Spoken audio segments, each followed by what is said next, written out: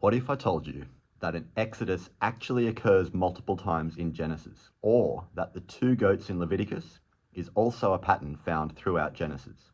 I'm reviewing the book by Caleb Lewis, Through the Waters, a biblical theology of the book of Genesis. In the beginning, God created the heavens and the earth, and this is where Lewis begins, showing how the creation story reveals numerous parallels to the Exodus story. From a wind separating the waters to form dry land, to placing humans on dry ground, to God creating a new people for himself. And well, from there I was hooked. Through the Waters traces two patterns throughout Genesis, the Exodus motif and the pattern of the two goats. I found the parallels between Cain and the goat for Azazel particularly fascinating. Cain is sent to wander in a desolate place, saying his punishment is too much to bear, while the goat for Azazel is sent out to a desolate place, bearing the sins of Israel.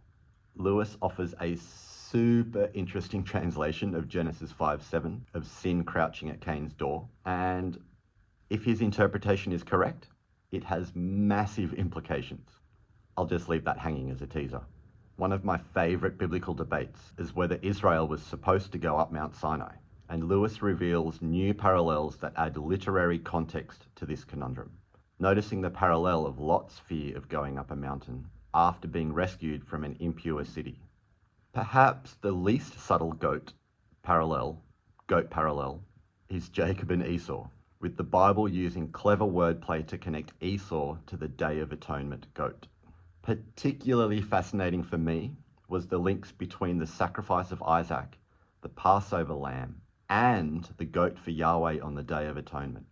There were several times I had to stop, go back, and read again, because the connections blew my mind a little bit. I mean, wow, the parallels between Joseph and Adam and Eve and Levite priests because of their clothing, and that Joseph is associated with blood from a slaughtered goat, and then literally dies as he's thrown into a pit. But these two motifs don't just culminate in Exodus or Leviticus.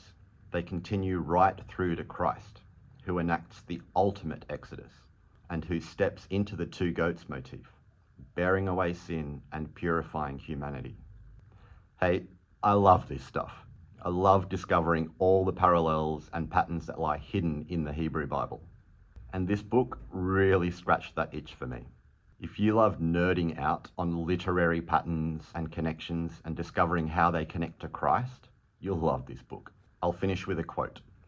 Through these literary connections between the elect one and the two goats, the author of the Torah has created the expectation that an elect one will come, who will be both the goat for Azazel and the goat for Yahweh.